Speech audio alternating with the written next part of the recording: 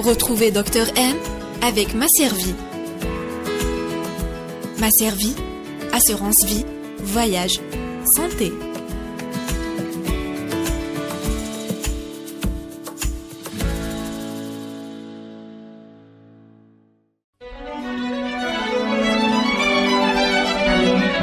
Pour bien s'entendre, il faut bien s'écouter. Rendez-vous sur M, la petite radio du Grand Maghreb. Bonjour à tous, ravi de vous retrouver pour un nouveau numéro de l'émission Dr M. Aujourd'hui, nous allons revenir sur la relation entre le stress et les problèmes de peau. Acné, rougeur, démangeaisons, les femmes autant que les hommes sont touchés par les problèmes de peau, souvent liés au stress, chronique ou aigu. Pourquoi notre épiderme réagit à notre mental ? Comment résoudre ces problèmes de peau ? Pour mieux nous éclairer, nous avons le plaisir d'accueillir Dr Altubor Hedi Atiqa, dermatologue, membre de l'Académie européenne de dermatologie vénérologie. Bonjour madame. Bonjour, ça va ? Alhamdoulilah, merci. Ravi de vous accueillir et merci d'avoir accepté notre invitation. Merci. Voilà, les maladies, comme je viens de le définir, les maladies de la peau, elles sont très souvent, on est trop souvent sujet aux maladies de la peau en hiver. Oui. Donc, la première des choses, comment pourrions-nous définir la maladie de la peau ? C'est quoi ? Quelles sont les maladies de la peau ? C'est quoi la définition ? Ok. Alors, avant de définir les maladies de la peau, je vais donner une petite définition de la peau. Donc, la peau est un organe à part entière. Donc, c'est l'interface avec le monde extérieur. Son rôle est principalement la protection contre les agressions extérieures, la chaleur, le soleil, la protection des infections, le maintien de la température corporelle, ainsi que la synthèse de la vitamine D et un rôle immunologique. On peut dire que les maladies de la peau sont l'ensemble des maladies et des affections aiguës et chroniques qui touchent la peau et qui peuvent être causées par plusieurs facteurs. En hiver, on voit apparaître beaucoup de pathologies, spécialement les eczémas, la dermatite atopique, le psoriasis. Donc les gens font des poussées de ces pathologies en rapport avec la saison et le froid. Quelles sont les différentes maladies de la peau, les différentes maladies de la peau ? En fait, il y a beaucoup de pathologies au niveau de la peau, beaucoup de maladies. On va essayer de citer et classer quelques-unes. On a les maladies de la peau d'état d'hypersensibilité, comme l'urticaire, le lichen plan.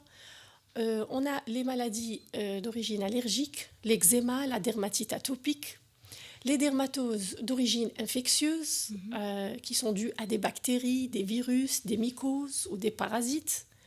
On a les maladies qui sont dues à des troubles de la différenciation épidermique, comme le psoriasis, les ichtyoses, les maladies dermatologiques sexuellement transmissibles, les maladies bulleuses auto-immunes, les troubles de la pigmentation cutanée, les tumeurs cutanées. D'accord. Et la liste est aussi longue, voilà, oui, j'imagine. Voilà, elle est longue. Oui, j'imagine. Et comment ces maladies se déclenchent ?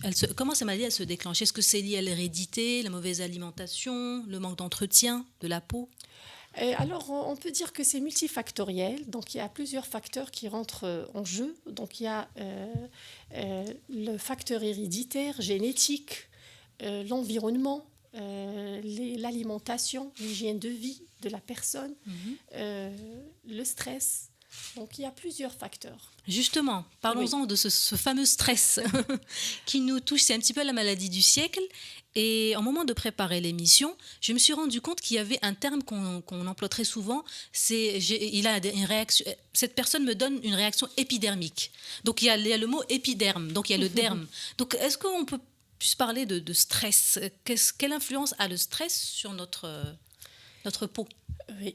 Alors, le stress représente un facteur très favorisant de maladies dermatologiques, parmi d'autres facteurs aussi. De même, en sens inverse, certaines maladies de la peau engendrent un stress. On peut dire qu'il peut contribuer avec d'autres facteurs dans l'apparition de pathologies dermatologiques. Le stress surtout psychologique, d'ordre affectif, personnel, relationnel, qu'offre parfois la vie, peut être incriminé. Donc, on peut prétendre que le stress modifie le système immunitaire cutané, la cicatrisation. C'est un facteur qui peut aggraver les symptômes et provoquer des poussées de maladie, à côté d'autres facteurs, y compris génétiques, facteurs liés à l'environnement, à la nutrition, l'infection et l'inflammation. Donc, il n'est pas seul et sur un terrain prédisposé. Quand vous dites cicatrisation, c'est-à-dire quand plus on est stressé, moins on cicatrise ? Non, c'est-à-dire que le stress peut provoquer des modifications dans le déroulement de la cicatrisation et le système, il modifie le système immunitaire cutané. D'accord. Voilà. C'est-à-dire peut-être que est-ce que c'est le fait que le stress déclenche des hormones comme la cortisol, qui fait que l'état de notre peau, elle est modifiée ? Oui, on a dit que c'est un facteur qui peut favoriser, mais pas seul. C'est-à-dire, c'est multifactoriel. D'accord. Il y a plusieurs facteurs qui rentrent en jeu. Comment ces maladies se déclenchent ? Est-ce que ça a une relation avec l'hérédité, la mauvaise alimentation, le manque d'entretien ? Est-ce que le stress aussi pourrait être responsable de l'apparition de certaines maladies ? Oui. Oui, l'apparition de maladies multifactorielles, donc, c'est-à-dire le stress peut être un facteur parmi d'autres facteurs, comme vous avez dit, les facteurs génétiques, donc héréditaires, les facteurs liés à l'environnement, à la pollution, les facteurs immunologiques aussi, les facteurs liés aux habitudes de vie, l'hygiène de vie, le tabac, l'alimentation aussi. C'est-à-dire que le stress est un facteur sur un terrain prédisposé à faire telle maladie ou telle maladie. Mais ce n'est pas le seul facteur. Voilà. Donc, il y a d'autres facteurs qui peuvent rentrer en jeu et provoquer l'apparition de maladies dermatologiques. D'accord. Voilà. Et vous avez parlé de tabac. Est-ce que vous pouvez nous donner quelle est la relation entre le tabac et les maladies de la peau ? Alors, le tabac endommage la peau, bien sûr. Donc, nous, on déconseille l'utilisation du tabac. Et il provoque beaucoup de pathologies cutanées, c'est-à-dire on aura une peau qui est terne, de mauvaise qualité, déshydratée, en rapport avec le tabac. C'est-à-dire c'est le contenu de ce qu'il y a dans le tabac qui provoque bien sûr. Oui. D'accord, ok, très bien. Est-ce que la saison de l'hiver, qui est souvent liée au froid, à la sédentarité, pourrait augmenter notre taux de stress et par conséquent les maladies de peau ? Oui, donc le stress est à l'origine de l'affaiblissement du système immunitaire, rendant l'individu plus à risque de développer des maladies, mais également d'autres facteurs, comme on a dit, rentrent en jeu et sont bien sûr incriminés. Concernant l'hiver, on sait que le froid de l'hiver altère le fonctionnement de la barrière cutanée, en provoquant une déshydratation de la peau et provoquant ainsi des pathologies et des démangeaisons, des irritations, particulièrement au niveau des zones les plus exposées, donc le nez, les mains, les lèvres. Une perte excessive en eau est associée aussi avec la diminution de la sécrétion le sébum, oui, je pense. Oui. Donc, pardon, j'ai fait erreur. Oui, allez-y, pas de souci. Parce que cette question, j'avais aussi... voilà. Donc, je peux continuer. Voilà. 1, 2, 3. Allez. Alors, l'hiver aussi met la peau au ralenti. Donc, la peau, elle est moins sollicitée par le soleil, le climat qui est modifié, l'atmosphère qui est plus froide, elle est moins riche en eau. Donc, ce qu'on appelle le turnover cellulaire va être diminué. Donc, il y a une perte d'éclat, une baisse de la synthèse de la vitamine D. Par conséquent, baisse de l'immunité au niveau des défenses anti-inflammatoires de la peau. Et donc, on pourra avoir des poussées d'eczéma, des poussées de dermatite atopique et même des poussées de psoriasis. D'accord. Le froid, en général, assèche la peau. L'intérêt alors d'hydrater la peau pendant la saison de l'hiver. Il y a le froid aussi, je pense même le chauffage à l'intérieur. Oui, c'est-à-dire quand on a les mains en hiver très froides et on rentre à la maison, on les met directement dans de l'eau chaude, ça c'est mauvais. D'accord, Voilà. ok. Donc l'intérêt de bien se protéger, mettre des gants, mettre des baumes protecteurs pour les lèvres et hydrater la peau en hiver. D'accord, très bien. Et ces conseils, je pense que ça concerne les femmes et les hommes. Oui. Parce que, voilà, justement, quelle est la différence entre la peau des femmes et la peau des hommes? Oui. En fait, il y a des différences entre la peau des femmes et la peau des hommes. Chez la femme, on voit à cause de l'œstrogène en tête, la peau, elle possède un pouvoir hydratant et ce qui fait de la peau de la femme une peau plus souple, plus douce, plus lisse par rapport à l'homme.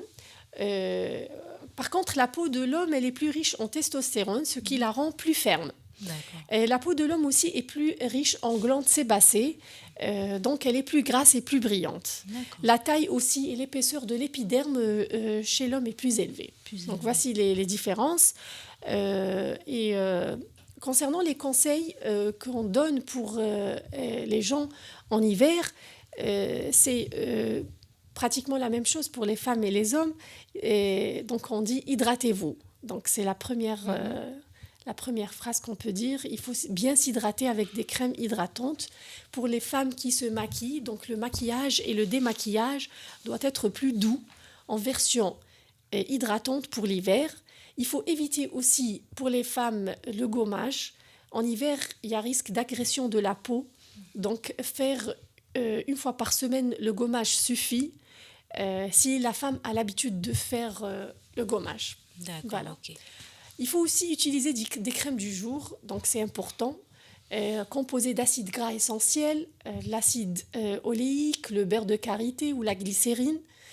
Voilà, pour la peau à tendance coupe rosée, réactive et sensible. Alors, coupe rosée... Voilà, donc les rougeurs, voilà. les gens qui font qui ont la peau sensible aux variations brutales de la température.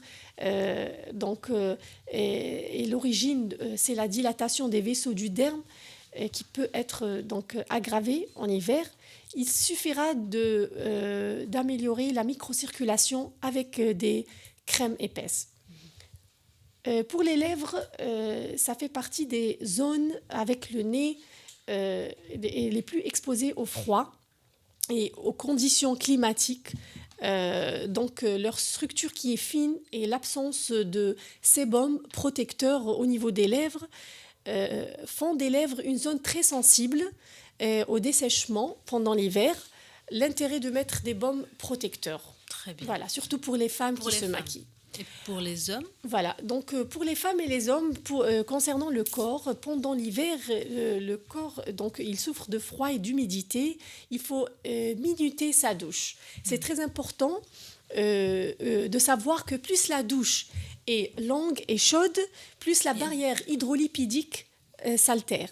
Donc le corps est déshydraté. Voilà, 5 minutes de douche tiède suffit en hiver. 5 minutes de massage avec un gel lavant hydratant aussi suffit, et jamais plus de 10 minutes, et toujours à 38 degrés, 38 Celsius au maximum. D'accord.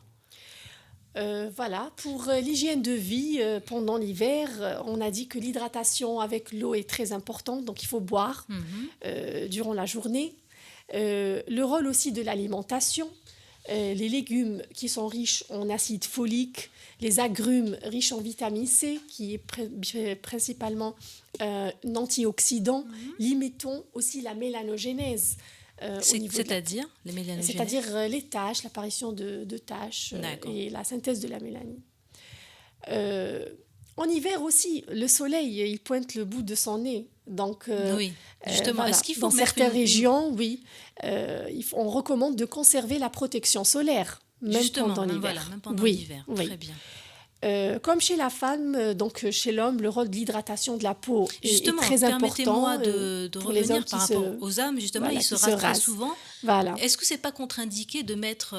vous savez, les hommes, ils mettent toujours après rasage, un parfum après... Enfin, c'est pas un parfum, mais c'est, je crois, un baume après rasage. Oui, ça sera bien de mettre des crèmes hydratantes et des huiles hydratantes riches en lipides, des crèmes riches en lipides et vitamines. Voilà. Même les eaux de Cologne, par exemple, les hommes, ils mettent très souvent de l'eau de Cologne et c'est très, il y a beaucoup d'alcool. Irritant. Donc voilà, c'est irritant. Donc, est-ce que vous conseillez de... En hiver, avec la sécheresse de la peau, donc ça sera bien de mettre des crèmes hydratantes. Pour les hommes? Oui. Bon, culturellement, c'est un petit peu délicat, mais bon, vous conseillez quand même. Oui, on conseille aussi d'éviter le tabac, le stress, la bonne hydratation, donc boire l'eau à volonté. Le rôle aussi de l'alimentation riche en légumes, en fruits, en poissons gras, riche en oméga 3. Bien sûr, une alimentation pauvre en viande rouge. Donc tout ça réagit et nous aide à avoir une plus belle peau. D'accord. La protection aussi des mains avec des gants quand il fait froid est importante. Voilà. D'accord, très bien. Je vous remercie pour tous ces conseils. Merci à vous, madame. Ça m'a fait plaisir. Merci beaucoup. Donc, retrouvez l'émission Dr M sur nos pages Facebook, Instagram et Twitter de la chaîne Radio M et sur les chaînes YouTube et SoundCloud, également sur notre site radio-m.net, le tiré du 6. À la semaine prochaine. Retrouvez Dr M avec Masservie. Masservie, assurance vie, voyage, santé.